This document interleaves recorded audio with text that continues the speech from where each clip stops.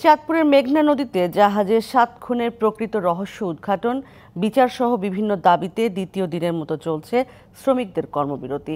কাজে যোগ না দেওয়ায় বন্ধ আছে চট্টগ্রামের কর্ণফুলী নদীর ১৬টি ঘাট ও বন্দরের বহির্নোঙরে জাহাজ থেকে পণ্য খালাস। পাশাপাশি পায়রা ও মোংলা সমুদ্র বন্দরেও সব ধরনের পণ্য খালাস বন্ধ রয়েছে। দাবি আদায় না হওয়া পর্যন্ত কর্মসূচি চালিয়ে যাওয়ার কথা জানিয়েছেন চাঁদপুরের নৌ শ্রমিকরা। অচলাবস্থার সমাধান না হলে বন্দরে জাহাজ ও কন্টেইনার জটের আশঙ্কা করছেন সংশ্লিষ্টরা। পাশাপাশি নিত্যপণ্যের দামে প্রভাব পড়ার শঙ্কা আছে।